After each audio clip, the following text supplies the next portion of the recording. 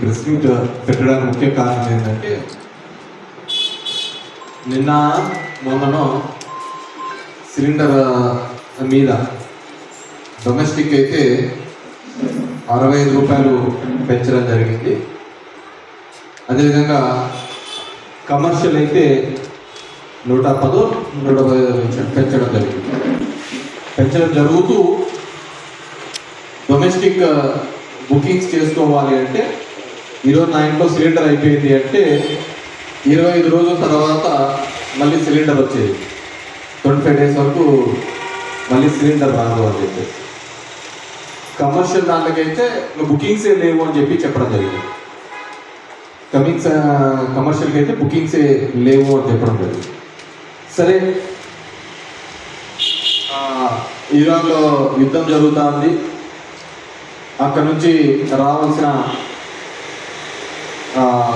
Crude oil కానీ అదేవిధంగా LPG కానీ లిక్విడ్ పెట్రోలియం గ్యాస్ ఈ ఎల్పిజి కానీ ఇబ్బంది అవుతుంది కాబట్టి 65 రూపాయలు పెంచడం జరిగింది. ఆ నిల్వలు తక్కువ ఉన్నాయి అని చెప్పేసి వాళ్ళు కూడా కూటమి వాళ్ళు కూడా సమర్థించుకుంటూ మాట్లాడుతున్నారు.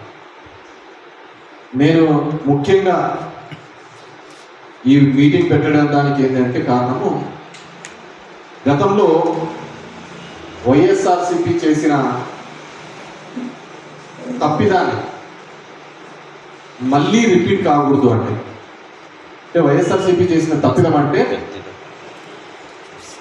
గతంలో కూటమి కావచ్చు, బీజేపీ కావచ్చు, మా ప్రభుత్వంలో ఉన్నప్పుడు డీజిల్ రేట్లు, పెట్రోల్ రేట్లు, గ్యాస్ రేట్లు పెరిగినప్పుడు మేము ఖండించలేకపోవడం మా తప్పిదం.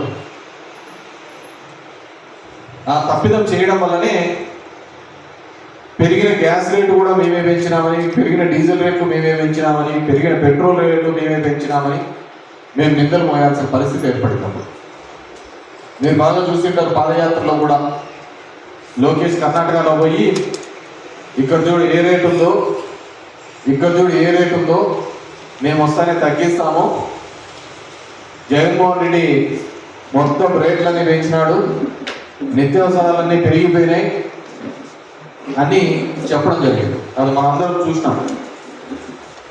చాలా మీటింగ్లలో ఆయన మాట్లాడడం జరిగింది. ఆంధ్రప్రదేశ్లోనే ఎక్కువగా ఉందని. ఖచ్చితంగా ఆంధ్రప్రదేశ్లోనే ఈరోజు కూడా ఎక్కువగానే ఉంది. కూటమి ప్రభుత్వం వచ్చిన తర్వాత 2026లో చూస్తే పెట్రోల్ ప్రైస్ 109 నుంచి 110 రూపాయల మధ్యలో ఉంది. డీజిల్ ప్రైస్ ఆంధ్రప్రదేశ్లో చూస్తే 97 నుంచి 95 రూపాయలకు ఉంది. కాబట్టి ఈరోజు కూడా తగ్గలేదే. మీరు చెప్పిన లెక్క ప్రకారము, మీరు చెప్పిన పద్ధతి ప్రకారం చూస్తే ఇక్కడంతా పెట్రోల్ ప్రైస్, డీజిల్ ప్రైస్లో తగ్గిపోవాలి కదా మీ కూటమి ప్రభుత్వం వస్తేనే మీరు హామీ చెప్పినారు. ఆ హామీని గుర్తు చేయడానికే ఇది చెప్పడం పెట్టుకునేది. గతంలో మీరు బీజేపీ వాళ్ళు పైన కేంద్ర ప్రభుత్వం పెంచినా కానీ మేము వైఎస్ రాజశేఖర రెడ్డి గారు ముఖ్యమంత్రిగా ఉన్నప్పుడు ఆయనే ఆ లోడంతా భరించడం జరిగింది. ఆయన ఇన్ ద సెన్స్ ప్రభుత్వం, ఆ రోజు రాజశేఖర రెడ్డి గారి ప్రభుత్వమే ఆ భారాన్ని అంతా ప్రజల మీద పడకూడదు, ఆ 50 రూపాయల భారం అని చెప్పేసి మొత్తం అంతా కూడా రాజశేఖర రెడ్డి గారి ప్రభుత్వం భరించింది. ఈరోజు నేను కోరుకునేది ఏంటంటే, ఈరోజు పవన్ కళ్యాణ్ కావచ్చు, చంద్రబాబు నాయుడు గారు కావచ్చు, బీజేపీ కావచ్చు, కూటమి 15 సంవత్సరాలు మేము ఎక్కడికే గారి పోము, కలిసిమెలిసి ఉంటాము, ఉండాలి అని ప్రార్థిస్తున్నారు, కోరుకుంటున్నారు. అది మీ తిప్పలు ఏదైనా కానీ మీరు ఉండాలనుకుంటారు, ప్రజలు ఉండాలి కదా. ప్రజలకు నిజాలు తెలియజేయాల్సిన బాధ్యత కూడా మా మీద. దానికి ఈరోజు ఈ కార్యక్రమం చెప్తున్నారు. మీరు కర్ణాటకలో పోయి అక్కడ రేట్ తక్కువ ఉంది, ఇక్కడ వచ్చిన తర్వాత రేట్ తగ్గిస్తామన్నారు. మరేం రేట్ ఏం తగ్గలే. నేను యుద్ధం గురించి మాట్లాడటంలే.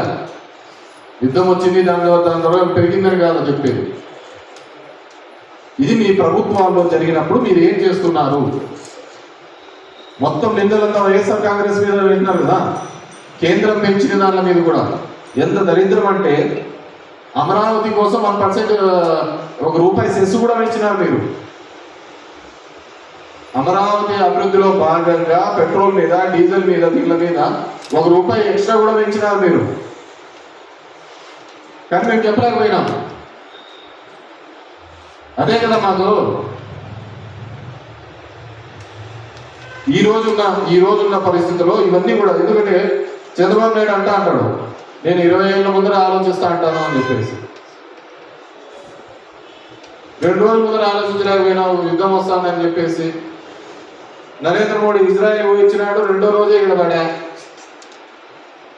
ఆడికి పోయి Israel is father land, India is mother land అంటారు. ఇక్కడికి వచ్చి మామీ వేసి జనాలకు సమాధానం చెప్పుకోవాలి కదా. రోజు ఒకరి మీద, మతం మీద, ఇంకోటి మీద రాగద్వేషాలు పెంచుకుంటూ పోవడం కాదు కదా. ఈరోజు యుద్ధం వచ్చింది కాదంటంగా. ఆ రోజు అనుకూలంగా లేని పరిస్థితుల్లో కూడా ప్రభుత్వం భారం మోసింది.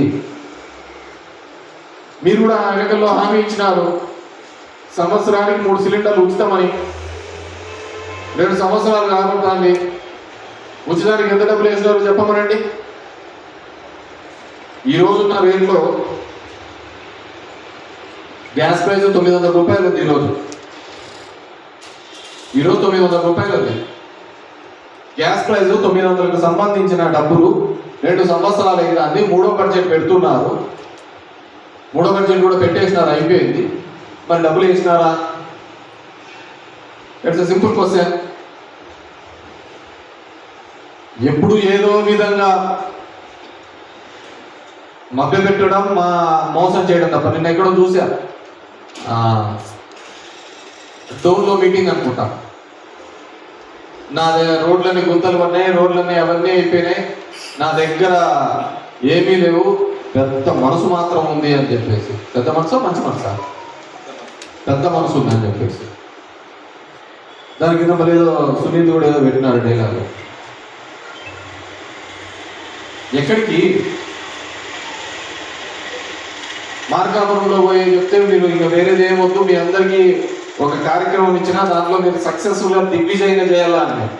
ఏదో చెట్లు నాటే కార్యక్రమం అనుకోండి, కాదంటే పిల్లలనే కార్యక్రమం. ఉన్న ఒకరిద్దరిని చూసుకోవడానికే వాళ్ళు ఆర్థికంగా చితికిపోయి ఇబ్బంది పడుతున్నారు. నేను చాలా ఫ్యామిలీ స్కూల్లో చూశాను. నాకంటే డోర్ టు డోర్ అనుకున్నోడు ఎవరు ఉండదు. చాలా మంది 3 పిల్లలు వాళ్ళ ఇంట్లో ఉన్నారంటే మొదటి 2 పిల్లలు ఆడపిల్లలు అవుతారు. ఆ మగవాడి కోసం మగపిల్లాడు పుట్టాలని చెప్పేసి 3వ వాళ్ళని అవుతారు. There are N number of incidents. ఉన్న 2 పిల్లలకు ఈరోజు ఈ దేశంలో ఉన్న పరిస్థితుల రీత్యా నిరుద్యోగ